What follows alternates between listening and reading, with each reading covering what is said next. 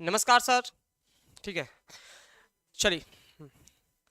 नमस्कार साथियों, टीचर्स अकादमी में आप सभी का स्वागत है।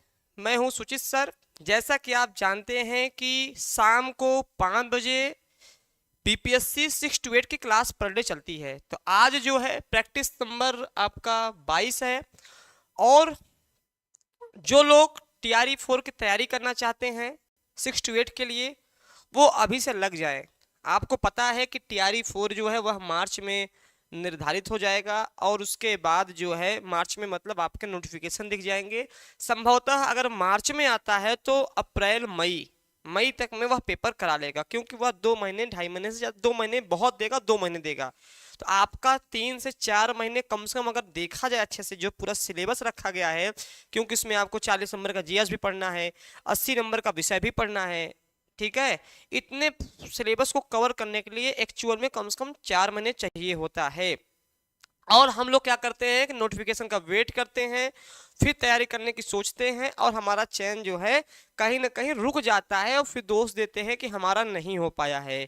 तो जो इनका सिलेक्शन हुआ होता है, जो मैंने अभी एक इंटरव्यू लिया था पिछली बार, अमृतसर ने लिया था, या आप इंटरव्यू देखते हैं जिनका चयन होता है, उनसे आप कोई बात करिए तो वो अपनी तैयारी शुरू से करते रहते हैं। वैकेंसी चाहे जब आए, लेकिन वो अपनी तैयारी में लगे रहते हैं। फिलहाल में आज हम लोग प्रैक्टिस करेंगे 22। इसके बाद जो है आप लोग से बस एक निवेदन है कि आप लोग उत्तर जरूर दिया करिए। तो आज जो है ये है आपका सबसे बढ़िया, आपके लिए बेहतरीन ऑफर आया है। इसको देख लीजिए, मैं समझा दे रहा हूं कि प्रथम प्रयास में चयन कैसे पक्का होगा। टेस्ट सीरीज के साथ ऑफलाइन बैच शुरू हो गया। आप लोग के लिए एक बहुत बड़ी खबर है कि जो बच्चा प्रयागराज में रह रहा है या प्रयागराज में रहकर तैयारी करना चाहता है, आप लोग के डिमांड पे ही हम लोग अब ऑफलाइन भी आ गए हैं। ठीक है, टेस्ट सीरीज के साथ। तो हमारे यहाँ सर्वप्रथम जो है ऑफलाइन में टेस्ट सीरीज चालू होगी। उसके बाद अगर आप टेस्ट देना चाहते हैं, मैथ का, बायोलॉजी का, हिंदी का, जिस भी विषय का आप तैयारी कर रहे हैं, सारे विषय के टेस्ट सीरीज शुरू होने वाले हैं।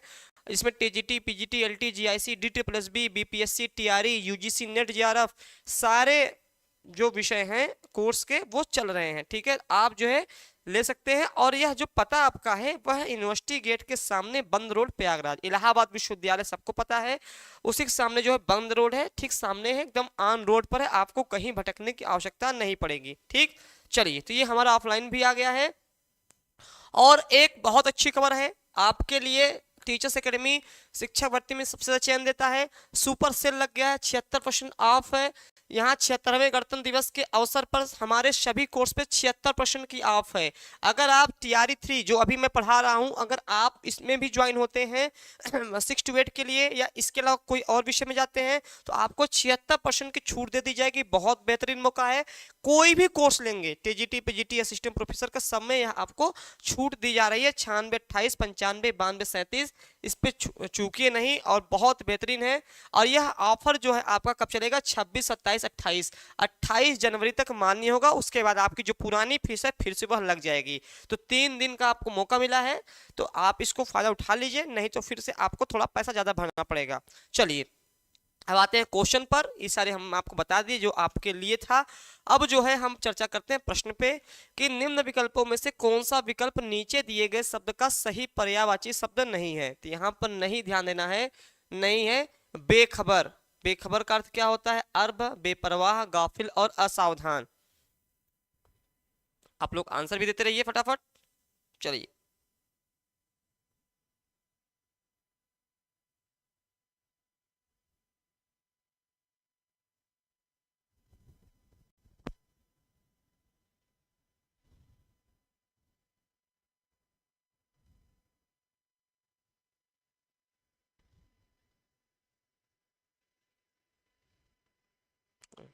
सबका स्वागत है। एक बार जुड़ जाइए चैनल से लोग, सब लोग, सभी लोग।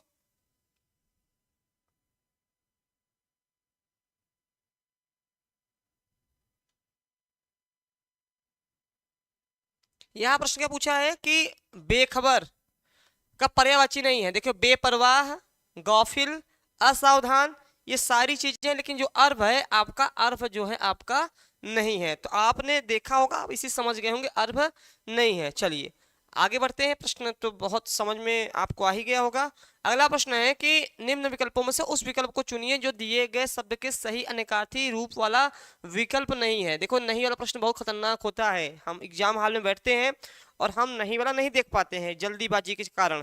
तो इस चीज का देखो सबसे महत्वपूर्ण चीज होती है पेपर में कि आप प्रश्न को बहुत अच्छे से पढ़िए, एक बार पढ़िए, 2 बार पढ़िए, 3 बार पढ़ लीजिए, ठीक है, लेकिन कोई प्रश्न आता हुआ गलत ना हो, क्योंकि अगर आपने आते हुए प्रश्न गलत कर दिए इसका मतलब आप रेस से बाहर हो गए हैं। ठीक, तो इस चीज का विशेष ध्यान रखिएगा, इसीलिए यह प्रैक्टिस हम कराते हैं कि आपकी गलतियां जो हो वह सुधर जाएं, आप प्रश्न को पढ़ना सीख जाएं, आपका कॉन्फिडेंस बढ़ जाए, इसीलिए प्रैक्टिस कराया जाता है। तो यहाँ पर अनेकार्थी रूप वाला विकल्प नहीं है। क्षेत्र, क्षेत्र का अर्थ क्या होता है? बाग, खेत, तीर्थ और देह, ये बताना है आपको फटाफट।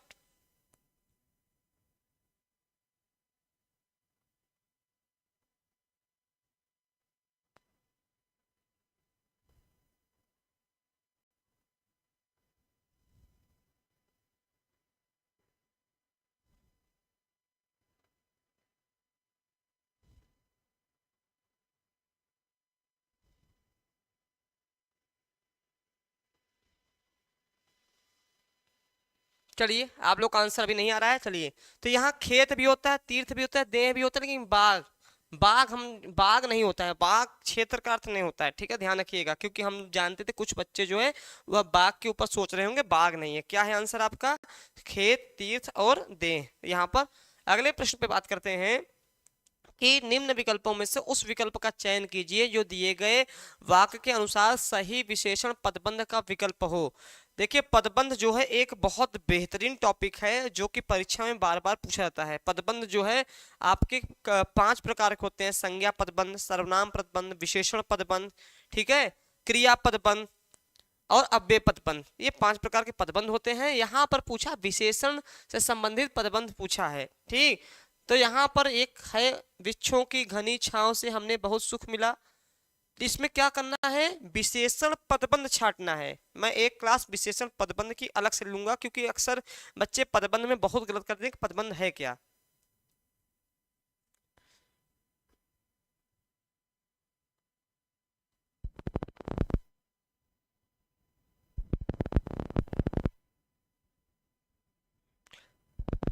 किसी संज्ञा या सर्वनाम की विशेषता बतलाने वाले पद को क्या बोलते हैं? विशेषण पदबंध बोलते हैं, ठीक है। तो यहाँ पे आप 4 विकल्प है। अब इसमें आप देखिए क्या ऐसा है कि जो आपका यहाँ पर विशेषण के रूप में दिख रहा है, बहुत सुख, बहुत सुख मिला, छांव से हमें बहुत सुख, वृक्षों की घनी छांव, विशेषण के जो पहले लगेंगे। यहाँ पर देखिए वृक्षों की छांव कैसी है, देखो वृक्ष, वृक्ष आपका वृक्षों की घनी छांव, तो ये जो घनी छांव है यही क्या है? आपका विशेषण पदबंध है। क्या है? विशेषण पदबंध है। अभी बहुत बच्चों को नहीं समझ में आ रहा होगा पदबंध का, हम अगले जो भी क्लासेस लगेंगे उसमें हम पदबंध एक टॉपिक रखेंगे जो आपको यहाँ पढ़ाएंगे, ठीक है। तो आंसर क्या जाएगा? डी निकल के आ गया, ठीक। चलिए अगला प्रश्न देखते हैं कि निम्नलिखित में से कंठोष्ठ ध्वनि कौन सी है? कंठोष्ठ ध्वनि जो कंठ और ओष्ठ से बनी हो। तो यहाँ पर देखिए अ क्या है? अकूह विसर्जनम कंठ, या अ क्या हो जाएगा? कंठ हो जाएगा, ठीक है, कंठ हो जाएगा। इचु यश नाम तालु, सूत्र है सारे, तो इचु क्या हो जाएगा? तालु या तालभ हो जाएगा, तालु या तालभ हो जाएगा, दोनों नाम एक ही हैं, ठीक है। चलिए हाँ अब देखिए यहाँ पर कैसे पहचानेंगे? कंठ प्लस ओष्ठ, कंठोष्ठ किससे बना है? कंठ प्लस ओष्ठ से बनता है, कंठ प्लस ओष्ठ से बनता है कंठोष्ठ, ठीक है। यहाँ पे हम क्या करेंगे? कंठ में क्या आता है? अ आता है, ओष्ठ में उ आता है, अ और उ मिल क्या हो जाएगा? ओ हो जाएगा। देखिए आपका यहाँ पर ओ निकल के आ गया, ठीक है। क्या निकल के आ गया? आपका ओ निकल के आ गया।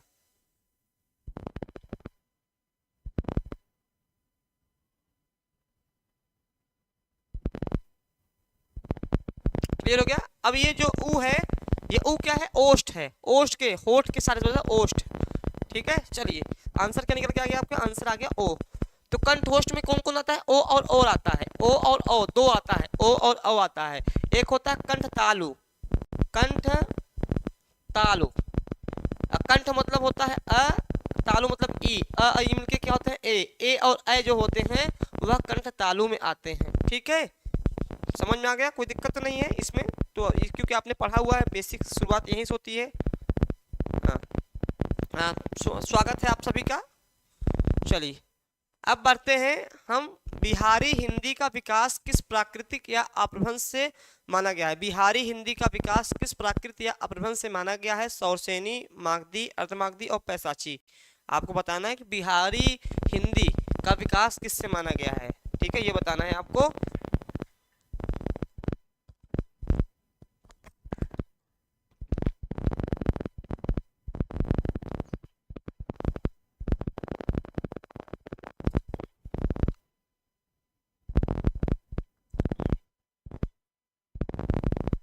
चलिए तो चलिए, आपका आंसर, आप लोग आंसर जरूर दिया करिए, तभी मजा आएगा, क्योंकि मैं बताता तो हूँ, मुझे मुझे मेरा काम है बताना, लेकिन आपका भी मैं देखता हूँ कि आपकी कितनी तैयारी है। ठीक है, यहाँ पर देखिए, सौरसेनी हिंदी से किसका किसका, सौरसेनी अपभ्रंश से किसका किसका हुआ है?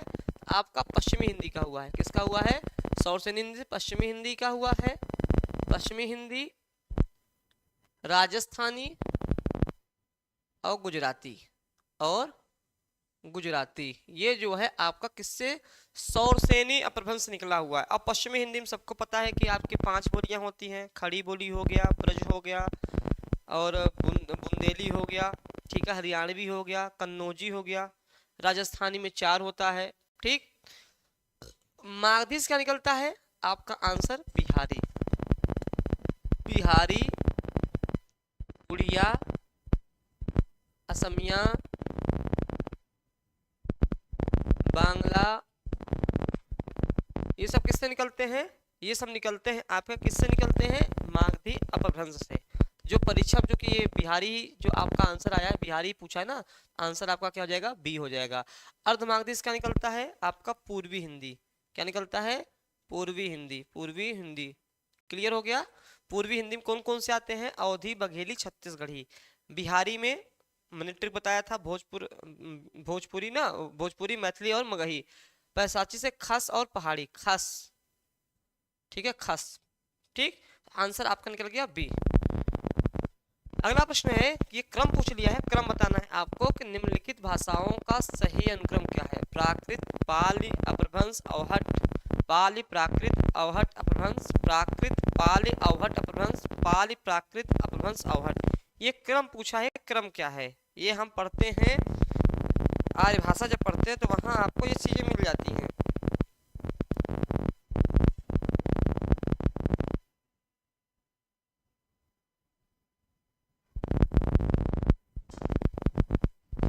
तो यहाँ पर जो है पाली का समय है 500 ईसा पूर्व से पहली ईस्वी। ठीक है, पहली ईस्वी से, यहाँ ईसा पूर्व में लिख दे रहा हूँ ताकि क्लियर रहे। पाली जो है, पाली, पाली में क्या होता है? 500 ईसा पूर्व से पहली ईस्वी हो गया, पहली ईस्वी हो गया। ठीक है, पहली ईस्वी से 500 ईस्वी, क्लियर हो गया। सन भी याद कर लेंगे तो बहुत बेहतर रहेगा, नहीं तो फिर बाद में कभी कभी दिक्कत हो जाती है तो आपको याद नहीं होता है। अपभ्रंश हो गया 500 से 1000, अपभ्रंश क्या हो जाएगा? 500 से 1000 ईस्वी, 1000 ईस्वी। और इसी का रूप है अवहट। इसी का रूप क्या है? आपका अवहट है, याद रखिएगा, जिसका समय 500 से 1400 ईस्वी, मतलब इसी का एक रूप है। अगर मैं लिख दूंगा तो 500 से 1400 ईस्वी माना जाता है, इसी का एक रूप है अपभ्रंश का। उसके बाद क्या आती है? हिंदी, जो 1400 साल, 1400 मतलब मान लीजिए। और परीक्षा में एक चीज बहुत पूछा जाता है कि हिंदी की उत्पत्ति किस भाषा से हुई है? हिंदी की उत्पत्ति, हिंदी की उत्पत्ति जो है किस भाषा से हुई है? किस भाषा से हुई है? बताइए जल्दी से, किस भाषा से हुई है? मैं ऑप्शन दे दे रहा हूं ताकि जानते रहिए, ऑप्शन मैं दे दे रहा हूं यहाँ। ए संस्कृत, बी फारसी, सी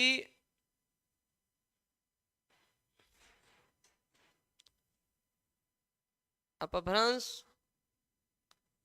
और डी अरबी। ये 4 विकल्प हैं। एक प्रश्न आप बताइए इसका क्या आंसर होगा। अगर मैं पूछूं, एक प्रश्न पूछूं कि हिंदी की उत्पत्ति किस भाषा से हुई है? संस्कृत से हुई है, फारसी से हुई है, अपभ्रंश से हुई है कि अरबी से हुई है? ये जल्दी से आप बताएंगे तो मुझे लगेगा कि हाँ, आपकी तैयारी बेसिक रूप से भी अच्छी है। ठीक, और पाली को यहाँ पर पहली जन भाषा कहा जाता है। कई बार परीक्षा में पूछा गया है कि पहली जन भाषा किसे कहा जाता है, तो पहली जन भाषा जो है वह पाली को कहा जाता है। ठीक है, पहले सबसे प्राचीन भाषा जो है संस्कृत है, संस्कृत के बाद पाली आई, फिर प्राकृत आया, फिर अपभ्रंश आया, अपभ्रंश का एक रूप है अवहट्ट है, फिर हमारी हिंदी आई। ठीक है, बिल्कुल बहुत अच्छा सोनू। यहाँ पर जो है क्या हो जाएगा आपका आंसर, आंसर हो जाएगा आपका कि अपभ्रंश। कारण क्या है कि यहाँ पर हिंदी के बाद जो है चूंकि अवहट इसी का एक रूप है तो अवहट नहीं आता है, तो हिंदी की उत्पत्ति देखिए, ध्यान ध्यान रखिएगा, हिंदी की उत्पत्ति या हिंदी की जननी कौन सी भाषा है, तो हमेशा क्या लगाएंगे, अपभ्रंश लगाएंगे। जब पूछेगा कि हिंदी की आदि जननी कौन सी है, आदि जननी, जब लगाया जाएगा आदि जननी, आदि जननी अगर हिंदी पूछेगा तब आप संस्कृत लगाएंगे, तब आप संस्कृत लगाएंगे। ठीक है, केवल जननी देता है, जननी मतलब जन्म देने वाली, जहां से जन्म हुआ है, तब वहां पे अपभ्रंश हो जाएगा। तो इस चीज का ध्यान रखिएगा, संस्कृत हमारी प्राचीन भाषा है, न कि हिंदी की उत्पत्ति उससे मानी गई है। बहुत बच्चा जो आज भी इस भ्रम में लगा देता है वह संस्कृत को लगा के चला आता है। संस्कृत भैया मेरी पूर्वज है। ठीक है, यहाँ पे उत्पत्ति पूछा है या जननी पूछा है तो आपको क्या लगाना है, लगाना है आपको अपभ्रंश। क्लियर हो गया। कौन सा अपभ्रंश है भैया, कौन सा अपभ्रंश से हिंदी की उत्पत्ति हुई है, सौरसेनी अपभ्रंश से। कभी कभी ये भी पूछ लेता है कि हिंदी के कौन से अपभ्रंश से, क्योंकि सौरसेनी, सौरसेनी, पैसाची, मगही, यतमागधी, ये सारे अपभ्रंश के भेद हैं। तो आप याद रखिएगा हिंदी की उत्पत्ति सौरसेनी अपभ्रंश से हुई है। अगर थोड़ा सा और डीपली पूछ लेगा तो आपको ये आना चाहिए। क्लियर हो गया साथियों, कोई दिक्कत तो नहीं। चलिए आगे बढ़ते हैं। यहाँ पे एक चीज ध्यान रखिएगा, पाली को पहली जन भाषा कहा जाता है, कई बार परीक्षा में पूछा गया है। पाल में बौद्ध धर्म का प्रचार हुआ, प्राकृत जो है इसमें जैन धर्म को जानते हैं। ठीक, चलिए उत्तर प्रदेश सरकार द्वारा गठित लिपि सुधार परिषद 28-29 नवंबर 1953 को हुई बैठक की अध्यक्षता किसने की थी। तो यही देखिए, इसी प्रश्न में कई सारे आपको प्रश्न, मतलब इसी में कई सारे प्रश्न आपको मिल जाएंगे। उत्तर प्रदेश सरकार द्वारा गठित लिपि सुधार परिषद, तो एक देखिए लिपि सुधार परिषद कहाँ का है, उत्तर प्रदेश सरकार द्वारा गठित किया गया था। ठीक है, उसके बाद यहाँ पे बात करेंगे 28-29 नवंबर 1953। तो ये अगर मैं पूछ लूं कि लिपि सुधार परिषद कब बैठक हुई थी, मतलब कब बैठक की अध्यक्षता कब हुई थी, 1953 में, तो यहाँ से एक प्रश्न आपको तैयार हो रहा है। ठीक है, तो लेकिन ये जो चारों विकल्प पढ़ेंगे, तत्कालीन उपराष्ट्रपति डॉक्टर जाकिर हुसैन ने, तत्कालीन उपराष्ट्रपति डॉक्टर सर्वपल्ली राधाकृष्णन ने, तत्कालीन उपराष्ट्रपति डॉक्टर वीवी गिरि ने, तत्कालीन उपराष्ट्रपति श्री वीडी जत्ती ने। ठीक है, ये आपको बताना है, कारण क्या है, हाँ सौरसेनी। तो यहाँ पर जो है आपको बताना है, फटाफट बता दीजिए भैया लोग।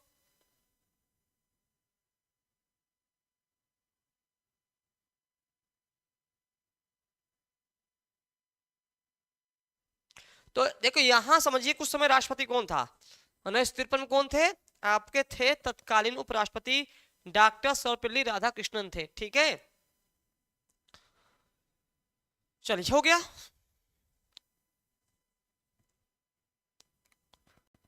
ग्वालियर की बोली कौन सी है, तो बोली से एक प्रश्न बहुत सारे आते हैं, बोली से तो ग्वालियर की बुंदेली, ब्रजभाषा, खड़ी बोली, कन्नौजी, ग्वालियर।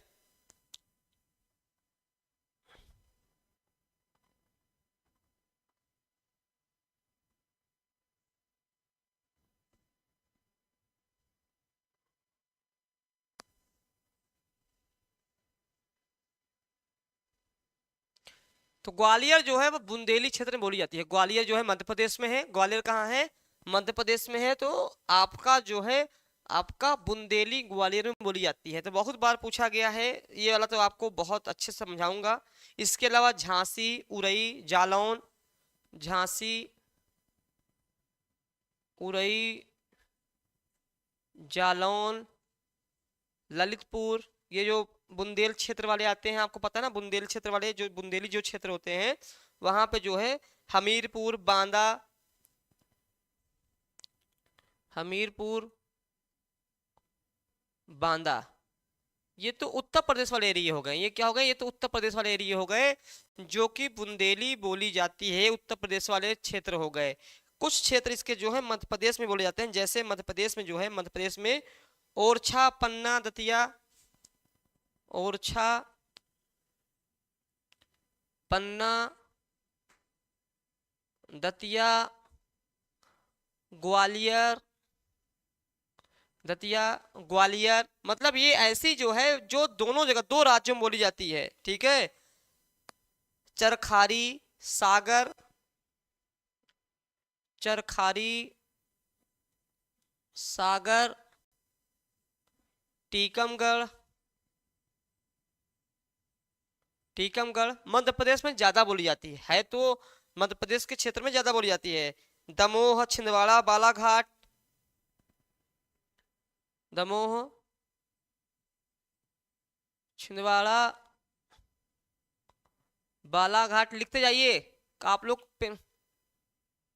बालाघाट लिखते जाइएगा जरूर। नमस्ते अजय जी, स्वागत है आपका आपके इस YouTube चैनल पे, ठीक है। और भोपाल, सबसे इंपॉर्टेंट भोपाल, भोपाल, भोपाल ये मध्य प्रदेश में, ये कहाँ है, मध्य प्रदेश में है। तो देखिए यहाँ हमने क्या देखा, यहाँ हमने देखा कि ये मैंने पूरा बता दिया, इससे बाहर कुछ बोला नहीं जाता है। सर जी LT TGT में मेंस लिखित होगा, अभी LT TGT में मेंस लिखित का कोई ब्यौरा नहीं आया है मेरे ख्याल से, जो मेरा मानना है अभी जो है, चूंकि आप मेरा इन्फॉर्मेशन वाला न्यूज़ देखते रहते हैं, हो सकता है इस पे आए हों, तो मेरे यहाँ जो, हाँ चलिए, तो LT की अभी जो बात चल रही है वो दोनों हो सकता है, प्री और मेंस दोनों ऑब्जेक्टिव रखे जाएं, दोनों ऑब्जेक्टिव रखे जाएं। जैसे कि आप क्या बोलते हैं, बिहार में जाते हैं तो एक पेपर क्वालिफाइंग होता है, तो जो दूसर का पेपर होता है वो भी क्या होता है, ऑब्जेक्टिव रहता है। ऐसे मध्य प्रदेश का भी यही हाल है। तो हो सकता है, चूंकि प्रवक्ता में तो मेंस है, लिखित है, इसमें कोई शक नहीं है। तो अभी जहां तक सुनने में आ रहा है, अभी देखो ऑफिशियल तो कोई बयान है नहीं, तो ऑफिशियल ही मान्य होती है। अभी पता लगाया जा रहा है कि क्या प्रावधान रहने वाला है। तो अभी जो चर्चा में आ रहा है कि वह अभी दोनों ही ऑब्जेक्टिव रहेगा, अभी ये अभी तक में। बाकी चीजें और क्लियर होंगे तो हम आपको और बताएंगे, ठीक है अजय। हाँ, यहाँ पर जो है बुंदेली कहाँ कहाँ बोली जाती है, उत्तर प्रदेश के झांसी में, उरई में, जालौन में, हमीरपुर में, बांदा में, ये आपके उत्तर प्रदेश में होगा। और मध्य प्रदेश में कुछ ज्यादा बोली जाती है। इसमें ओरछा खूब पूछा जाता है, पन्ना, दतिया, ग्वालियर जो पूछा जाता है, सागर पूछा जाता है, जो पूछा जाता है मैं उस पर बता रहा हूँ, भोपाल पूछा जाता है, भोपाल, छिंदवाड़ा हो गया, ठीक है। ये सब क्या है, थोड़ा सा ज्यादा परीक्षा में पूछे जाते हैं, ठीक। तो यहाँ पर विशेष ध्यान रखिएगा कि आपका प्रश्न पूछ सकता है कि कौन कौन सी जगह बोली जाती है। जैसे यहाँ पर खड़ी बोली, अब खड़ी बोली कहाँ कहाँ बोली जाती है, सहारनपुर, सहारनपुर, सहारनपुर खड़ी बोली जाती है, ठीक है। सहारनपुर के अलावा कहाँ बोली जाती है, आप लोग भी कुछ बताइए। आपका मेरठ बोली जाती है, मेरठ, अलीगढ़, रामपुर, गाजियाबाद, गाजियाबाद, ये जो है ऐसे जो क्षेत्र हैं वहां पर क्या बोली जाती है। तो हाँ ले लीजिए। अभी देखो अजय, अभी ले लोगे ना तो बच्चा अभी छूट है। देखिए आपके एक फायदे की मैं बात बता दे रहा हूँ, जो नए मेरे प्यारे बच्चे हैं, देखिए अगर आज के डेट में लेते हैं 3 दिन अभय, तो आप अच्छे समय पाए हैं। पूरा 76% का छूट चल रहा है, आज ही से अनाउंस हुआ है, 26 जनवरी के लिए हुआ है। ऑफर मात्र 26, 27, 28 जनवरी तक मान्य है। और सोचिए 76% छूट दी जा रही, जो भी फीस होगी उसमें 76% लेस हो जाएगा, नहीं तो आपको फिर थोड़ा अमाउंट ज्यादा देना पड़ जाएगा, दिक्कत हो जाएगी, ठीक है। इसलिए आपके लिए हिंदी और इंग्लिश सभी के लिए है, चाहे वो BPSC का जो मेरा ही 5 से 6 क्लास देख रहे हैं उनके लिए भी छूट मिलेगी, जो LT का ले रहे हैं किसी भी विषय में आपको अच्छी खासी छूट मिलने जा रही है।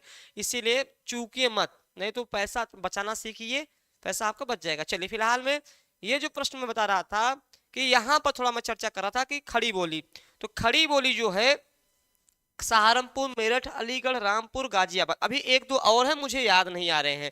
खड़ी बोली को एक चीज और है कि क्या बोला जाता है, कौरवी भी कहा जाता है, कौरवी भी कहा जाता है। कौरवी किसने कहा है, राहुल साकृत्यायन ने कहा है, राहुल साकृत्यायन ने कहा है। खड़ी बोली का एक नाम क्या है, साकृत्यायन ने कहा है, याद रखिएगा। भोलानाथ तिवारी भी कहते हैं, लेकिन ज्यादातर नाम जो है राहुल साकृत्यायन को ऊपर आते हैं, ठीक है। तो यहाँ पर बहुत सारे प्रश्न आपके देखिए यहाँ से तैयार हो गए हैं। ब्रजभाषा ये कन्नौजी, अब चूंकि ये सिलेबस जब हम पढ़ाएंगे आपको बोली और भाषा का तब वहां बताएंगे, इतना फिलहाल मैंने बता दिया, इससे बहुत सारे प्रश्न बन सकते हैं। हाँ, अब ये बताइएगा, ये बड़ा इंपॉर्टेंट है, मैंने इस पे पूरा वीडियो बनाया है, इस पे मैंने अलग से वीडियो बनाया था एक दिन अनुप्रास पे, ठीक है। जननी तू जननी भई विदिशन कछु न बसाए में कौन सा अलंकार है? छेका, वृत्या, लाटा और सुत्या, मैंने इस पे चर्चा किया हुआ है। हाँ, राहुल साकृत्यायन, बहुत अच्छा। राहुल साकृत्यायन के अलावा भी एक लोग का नाम है, आप उनका नाम बताइए। राहुल साकृत्यायन के अलावा किसने कहा है? कौरवी। जननी जननी तू जननी भाई विदिशन कछु न बसाए में कौन सा अलंकार है? देखिए, एक होता है मैंने इस पे चर्चा किया, लेकिन मैं उस पे नहीं जाऊंगा, मैं थोड़ा सा शॉर्टकट बता दे रहा हूँ। अनुप्रास, अनुप्रास अलंकार के 5 भेद होते हैं। कौन कौन से? छेका, वृत्या, लाटा, मतलब श्रुत्या और अंत्या, श्रुत्या और अंत्या, श्रुत्यानुप्रास हो गया और अंत्यानुप्रास हो गया, अंत्यानुप्रास।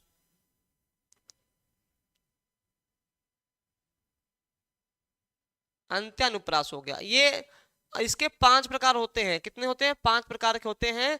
लाट, छेका, वृत्या, लाटा, श्रुत्या, ये सब होते हैं, ठीक है। यहाँ पर हम कैसे पकड़ेंगे, यहाँ समझिएगा। मैंने बताया था आपको, अगर याद होगा तो, उस क्लास में। छे का मतलब क्या होता है, मैं ऐसे बेसिक जानकारी दे रहा हूँ। छे का मतलब ये होता है कि जहां पर कोई वर्ण केवल 2 बार आए, शब्द नहीं वर्ण, जहां पर कोई वर्ण केवल 2 बार आए, वर्ण जो है केवल 2 बार आए, वर्ण केवल 2 बार आए, केवल कितनी बार आए? 2 बार आए, उन्हें हम क्या बोलते हैं? छेका बोलते हैं। जैसे हमने एक उदाहरण दिया, सूर, समर, करनी, करही, करनी, करही। यहां पर देखेंगे हम, यहां पर हम बात करें, देखिए आपका स कितनी बार आया? 2 बार आया है। र कितनी बार आया? 2 बार आया है। क कितनी बार आया? 2 बार आया है। क कितनी बार आया? 2 बार आया है। ठीक, यहाँ पे र 2 बार आया है। कोई भी वर्ण केवल 2 बार आया है, इसलिए यहाँ पे क्या हो जाएगा? छे का अनुप्रास हो जाएगा, ठीक है।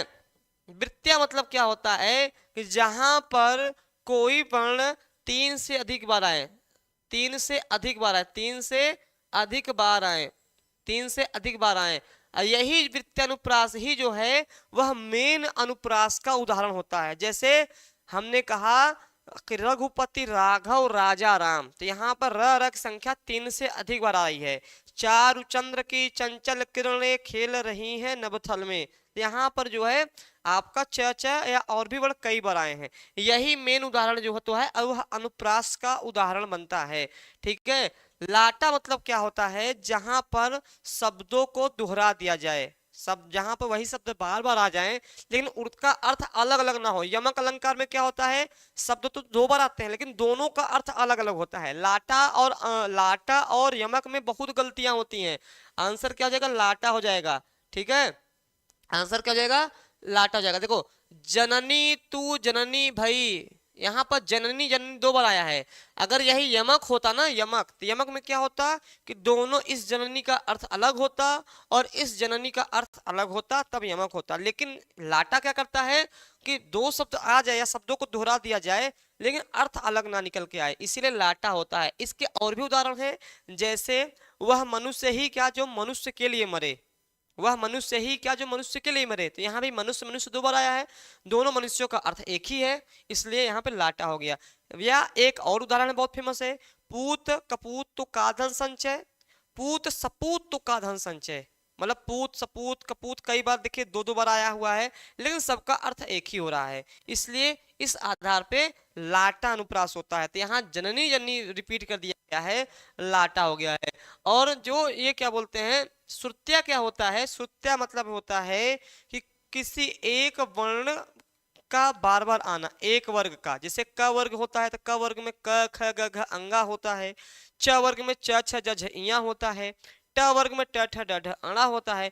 कोई एक वर्ग की बहुलता हो, मतलब किसी कविता को पढ़ते समय उसमें क्रम से मतलब नहीं है। इसमें देखो क्रम देखते हैं ना, इस वाले में क्रम से कोई मतलब नहीं है, बस एक वर्ग की अधिकता होनी चाहिए, मतलब चाहे वह क वर्ग हो चाहे च वर्ग हो, मतलब उसी की। जैसे एक उदाहरण मैं दे दूं कि दिनांत था थे दिन, दिनांत था थे दिननाथ डूबते, दिननाथ डूबते, दिनांत था थे दिननाथ डूबते, सघेनु आते ग्वाल बाल गृह से, तो इतने में काम चल जाएगा। अब यहाँ समझने लायक है कि देखिए यहाँ पे द, न, त, थ, द, न, थ, यहाँ पे कौन सा वर्ग सबसे अधिक है? तो कहेंगे गुरुजी यहाँ पर त वर्ग अधिक है। त वर्ग मतलब क्या होता है? त, थ, द, ध, न, त वर्ग, त, थ, द, ध, न, मतलब किसी वर्ग की बहुलता, मतलब कोई वर्ग विशेष आ जाए, ठीक है, वहां पे श्रुत्यनुपात, वो कोई भी हो सकता है, क वर्ग का भी हो सकता है, च वर्ग का भी हो सकता है, क्रम से कोई मतलब नहीं है, बस उसकी बहुलता देखी जाती है कि नहीं। देखिए इसमें लगातार द, न, त, थ, द, न, थ, त, मतलब कई बार आया है, ठीक है। अंत्य क्या होता है? अंत्य मतलब होता है कि राइमिंग, जहां पर तुकबंदी जिसको बोलते हैं, जैसे आप कविता पढ़ते हो तुकबंदी वाला, आप शायरी पढ़ते हो, गाना सुनते हो, ये तो सब में होता है, ये तो सब में रहता है, इसमें तो ये ऐसा अलंकार है जो सब में रहेगा। जैसे चर हमने क्या कहा? रहीमन पानी राखिए, बिन पानी सब सून, पानी गए न उबरे, मोती मानस चून। तो यहाँ पे देखिए सून चून, सून चून, अब देखिए दोनों में क्या है? समान गिर रहे हैं, मतलब तुकबंदी बैठाना होता है, तुकबंदी, ठीक है। राम नाम की लूट है, लूट सको तो लूट, अंत काल पछताएगा जब प्राण जाएंगे छूट। तो यहाँ पे क्या है? लूट छूट, लूट छूट, मतलब जहां पर अंत्य मतलब होता है जहां अंत वाला वर्ण समान गिरे, अंत वाला वर्ण है जो समान गिरे। अब अंत्य तो सभी में होता है, ये मैंने आपको बेसिक रूप में बता दिया, शायद अब आप गलती ना करें, ठीक है। समझ में आ गया कि नहीं? आप बता दीजिएगा। आगे बढ़ते हैं, अगले प्रश्न पे बढ़ते हैं।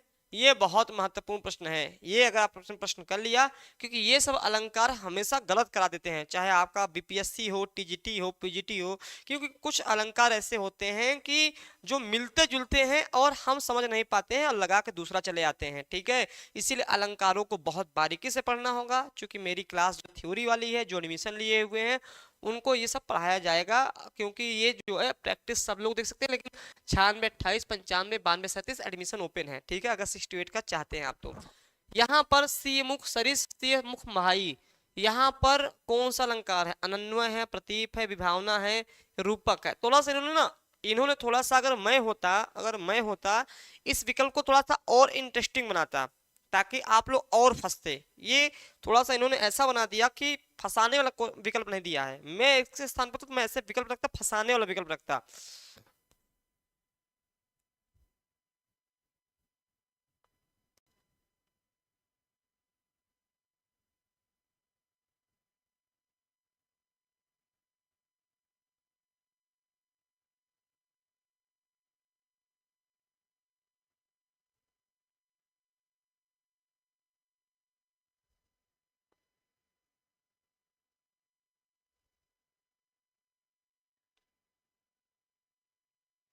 साहित्य रहता है अजय, इसमें साहित्य भी रहता है। अभी ना ये प्रश्न मिक्स वाला रहता है अजय, अभी लेट हो गए, मतलब इसमें साहित्य और व्याकरण दोनों मिक्स रहते हैं, कभी साहित्य ज्यादा हो जाता है तो कभी व्याकरण कम रहता है, ठीक है, तो दोनों मिक्स रहते हैं।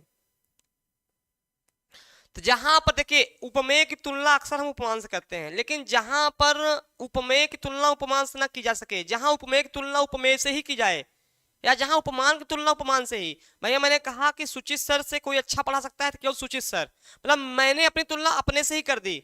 एक मूवी आई थी सुल्तान की, ठीक है, सुल्तान की मूवी आई थी ना, कहा भाई सुल्तान को कौन हरा सकता है, तो कहता सुल्तान को केवल सुल्तान हरा सकता है। मतलब जहां पे उपमेय की तुलना, अक्सर तो आप पढ़ते हैं कि उपमेय की तुलना उपमान से की जाती है, ठीक, लेकिन जहां पर उपमान ना हो, उपमेय की तुलना उपमेय से ही कर दी जाए, या उपमान की तुलना उपमान से कर दी जाए।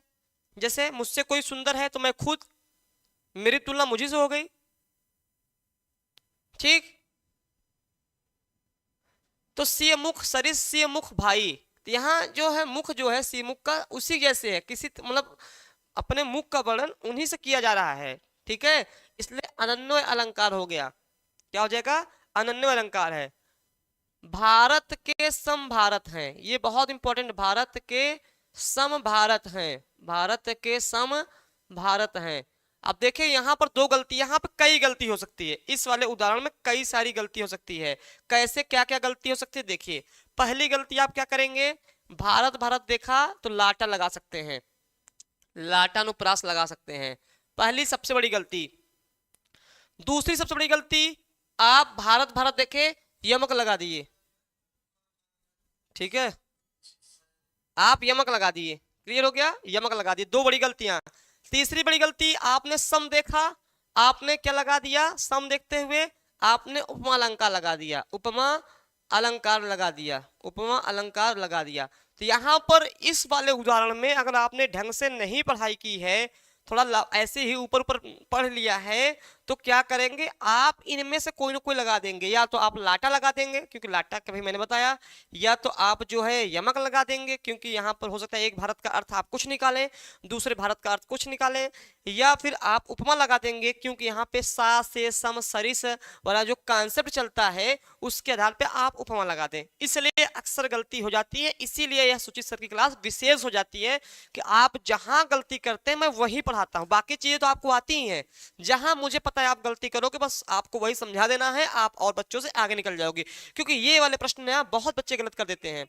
तो यहाँ पर जो है अब क्या होगा, अनन्वय, जहां भारत की तुलना भारत से ही की जा रही है, जहां भारत की तुलना भारत से ही की जा रही है, इसलिए क्या हो जाएगा, आपका अनन्वय हो जाएगा। तो ध्यान रखिएगा, न यहाँ लाटा होगा, न यहाँ यमक होगा, न यहाँ उपमा होगा, यहाँ पे क्या हो जाएगा, अनन्वय हो जाएगा। जिसके पीछे मैंने रीजन दिए, जहां उपमेय की तुलना स्वयं उपमेय से की जाए, जैसे मैंने अपना उदाहरण दिया। ठीक, क्योंकि ये प्रश्न ना ऐसे अलंकार में मैंने लिस्ट बनाए हैं ना, बहुत सारे हैं ऐसे प्रश्न जहां अलंकार क्या, बहुत सारे। साहित्य भी मैं देखता हूँ, साहित्य जब मैं पढ़ता हूँ तो बहुत सारी ऐसी रचनाएं हैं जो बिल्कुल नाम एक जैसे हैं, विधाएं अलग हैं।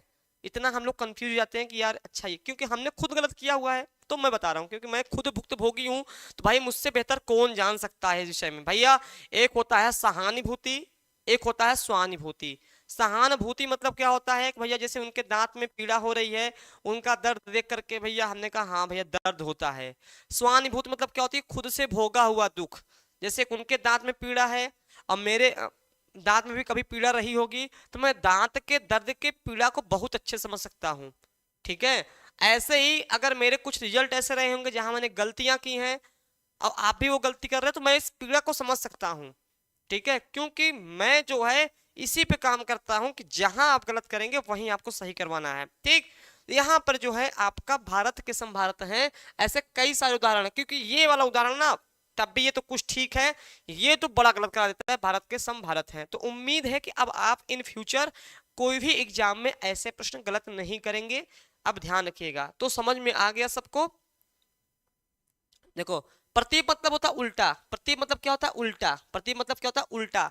यहां से एक प्रश्न पूछेगा कि उपमा का कौन सा उल्टा अलंकार होता है, उपमा का उल्टा अलंकार होता है, उपमा का उल्टा अलंकार, उपमा का उल्टा होता है। कई बार पूछा गया है उपमा का उल्टा कौन सा अलंकार होता है, तो प्रतीप होता है। या प्रतीप का उल्टा कौन सा होता है, क्या होता है, उपमा होता है। ठीक है, विभावना क्या होता है, इसकी भी एक खासियत है, क्योंकि परिभाषा से भी प्रश्न पूछ ली जाती है। हम लोग अक्सर उदाहरण में टूट पड़ते हैं।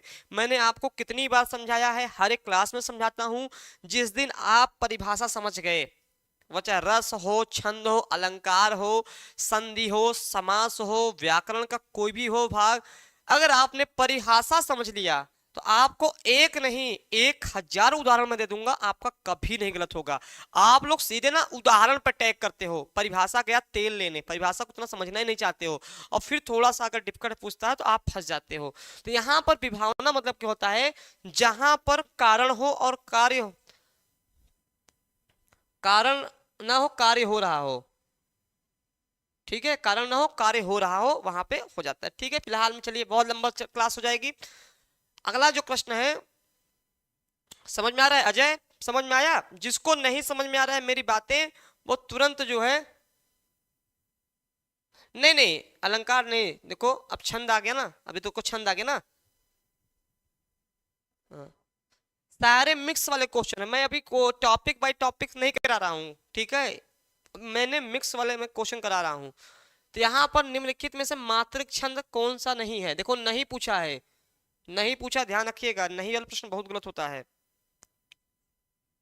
मंदाक्रांता, हरगीतिका, रोला और दोहा।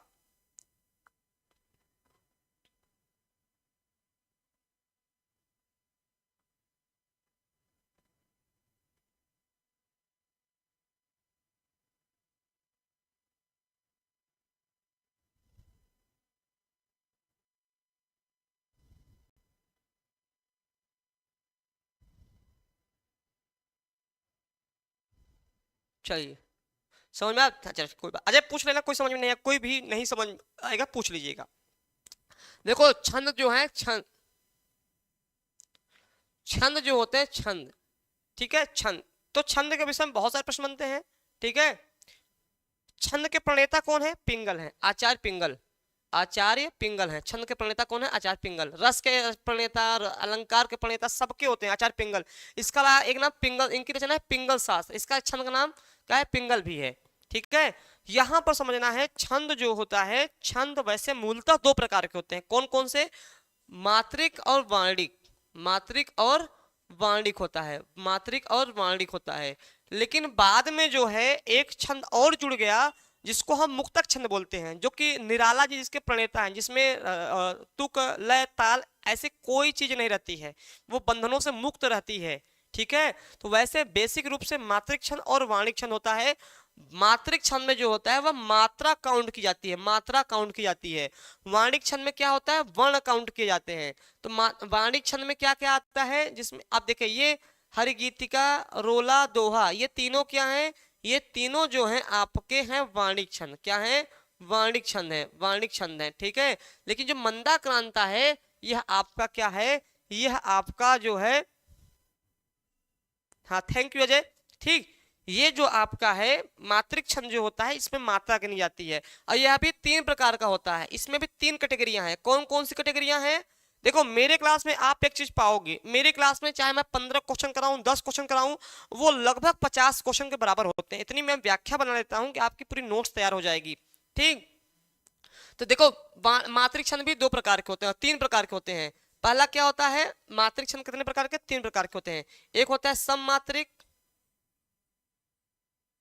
एक होता है अर्धसम मात्रिक, और तीसरा होता है विषम मात्रिक, विषम मात्रिक। यहां पे समझना पड़ेगा कि सम मात्रिक मतलब क्या होता है? जहां पर चारों चरण समान हो, मतलब अगर पहले चरण में 16 मात्राएं हैं तो दूसरे चरण में भी 16 मात्राएं होनी चाहिए, तीसरे चरण में भी 16 मात्राएं, चौथे चरण में भी 16 मात्राएं, या 24 मात्राएं हैं तो जिस सब मतलब बराबर, चारों चरण बराबर हों, मतलब एक समान मात्रा गिरे, ठीक है। इसमें एक ट्रिक है, आप याद कर लीजिएगा, आपको कभी नहीं भूलेगा।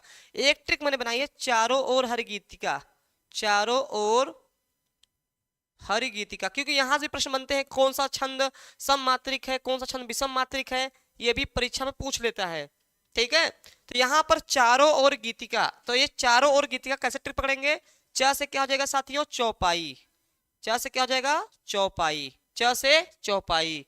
रो से रोला, रो से रोला, चा से चौपाई, रो से रोला।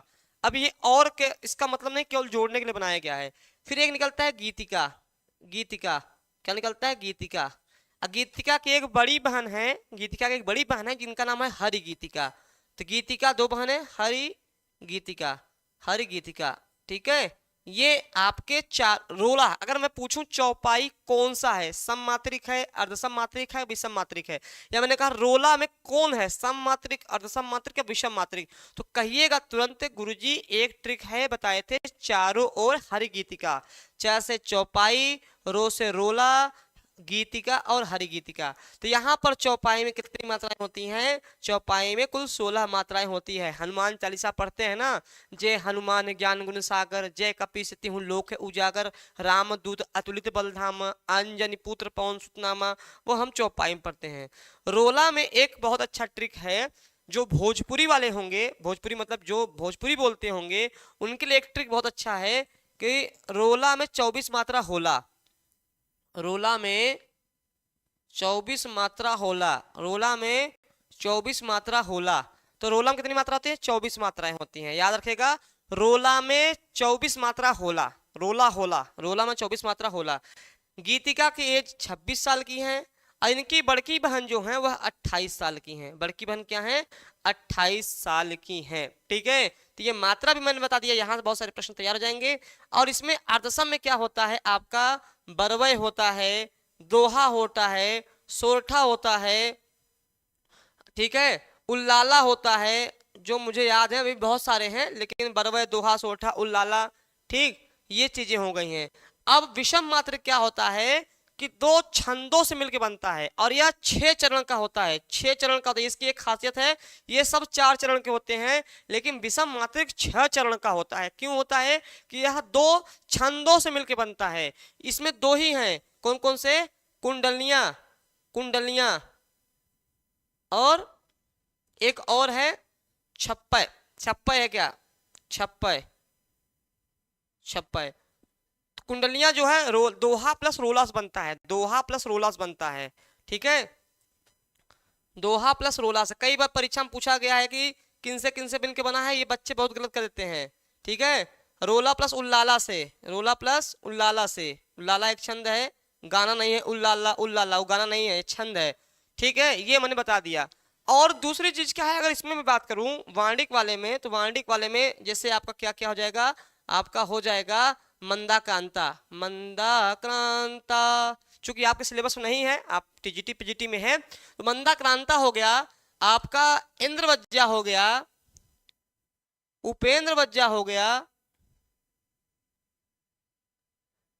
ठीक है, द्रुत विलंबित हो गया, द्रुत विलंबित यहां लिख दे रहा हूं, द्रुत विलंबित हो गया, उपेंद्र वज्जा हो गया। और बहुत सारे हैं दिमाग में, मतलब अभी जो ये पढ़ाते हैं तो कॉन्सेप्ट में रहता है, तो मैंने पूरे लिस्ट आपको भर दिए। ठीक है, मैंने पूरा चीज बता दिया आपको, शायद इसमें से कितने सारे प्रश्न तैयार हो जाएंगे। ठीक है, इसमें वर्ण गिनता है, मंदा कांता, इंद्रवज्जा, उपेंद्र वज्जा, दूत विलंबित।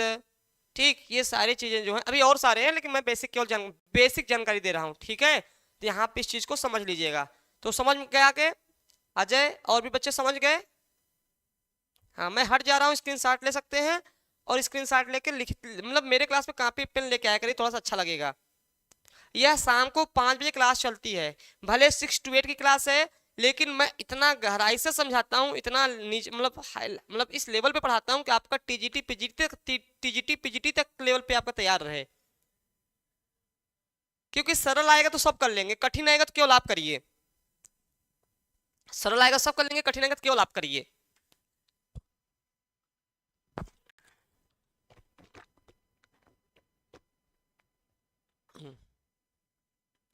अगला प्रश्न है,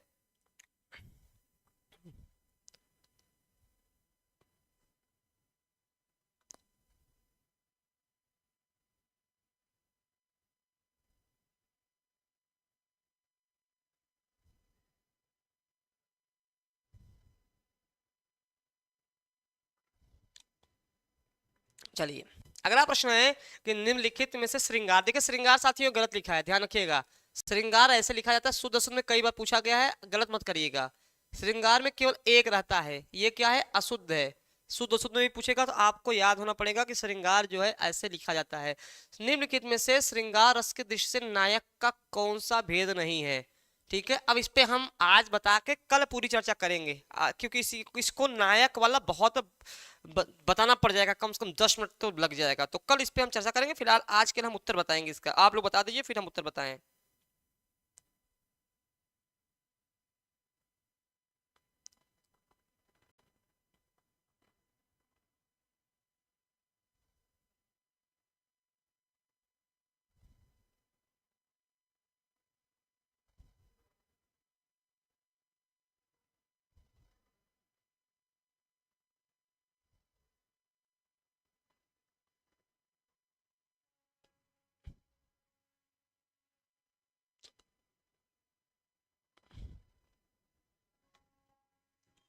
इसमें आंसर क्या होगा? सी हो जाएगा। क्या हो जाएगा? सी हो जाएगा। इस पे हम सी हो जाएगा। क्या आंसर हो जाएगा? धीर प्रशांत। देखिए नायक जो होते हैं वो 4 प्रकार के होते हैं, तो नायक 4 प्रकार के, धीर प्रशांत, धीर ललित, धीरोदात्त, धीरोदत्त, 4 प्रकार के नायक होते हैं। नायक में कौन कौन से? राम किस नायक में आते हैं, युधिष्ठिर किस कोटि नायक में आते हैं, कृष्ण किस कोटि में आते हैं, सबको मैं बताऊंगा आपको बहुत अच्छे से। दुष्यंत किस में आते हैं, इसके लिए मुझे अलग से आपको मैं बताऊंगा कल जो अगला क्लास चलेगा, ताकि आपका टीजीटी पीजीटी का भी जो आए वो भी तैयार रहे। ठीक है, इस चीज का विशेष ध्यान रखिएगा। मैंने सारी क्लासेस बता दी हैं। यह क्लास शाम 5 बजे चलती है, शाम 5 बजे यह क्लास चलती है, शाम 5 बजे यह क्लास चलती है, 5 बजे। ठीक है, 5 बजे चलती है। एडमिशन अगर चाहते हैं, आपको लगता है कि हाँ सर वो सारी चीज़ें दे रहे हैं जो मुझे सफल बना देगी, सफलता देखिए केवल मेरे द्वारा नहीं दी जाएगी, मैं बार बार कहता हूँ कि आपको भी उतना ही मेहनत करना पड़ेगा। अगर मैं पढ़ा दूँ केवल इस कोचिंग के भरोसे केवल आप नौकरी पा जाएंगे तो ये बहुत सही नहीं है। अगर हम पढ़ा रहे हैं तो आपको भी खुद मेहनत करना पड़ेगा, और जीएस को लेके तो खूब मेहनत करना पड़ेगा, क्योंकि एलटी में भी देखिए बदलाव हो गया है, आपका टीजीटी पीजीटी में भी संभवतः बदलाव हो जाएगा। जीएस मतलब सिलेबस में तो चेंज होना ही है। आपका बिहार में भी जीएस है, तो जीएस में बार बार कहता हूँ जीएस को भी रूटीन के तौर पे 2 घंटे देना शुरू कर दीजिए अभी से, नहीं तो बाद में सब्जेक्ट कितना भी अच्छा कर लीजिए, जीएस नहीं अच्छा रहेगा तो चयन के पास आते आते आप रुक जाएंगे, तब 2 नंबर 3 नंबर 1.5 नंबर ऐसे ही आपका रुकेगा। और जान ही रहे हैं शिक्षा विभाग ऐसी है कि जो अगर एक बार चूक गए तो दूसर का बैच आने में बाल पक जाते हैं। ठीक है, चलिए फिलहाल में मैंने आपको बहुत सारी बातें बता दी हैं, आगे के प्रश्न बहुत सारे हैं। अब अगला जो व्याख्यान होगा वह कल शाम को 5 बजे होगा। कोई भी जानकारी चाहिए एडमिशन संबंधित, वहां या मुझसे बात करना होगा किसी जानकारी के लिए तो 9628959237 ये हमारा नंबर है, आप बात कर सकते हैं। ठीक है, फिलहाल में छूट चल रही है, अगर आप चाहते हैं 76% छूट है हर एक कोर्स पे, तो आप फायदा उठा सकते हैं। फिलहाल चलिए अब आपसे हम विदा लेते हैं, तब तक स्वस्थ रहिए, मस्त रहिए और पढ़ाई लगातार जारी रखिए जब तक नौकरी न मिल जाए। धन्यवाद।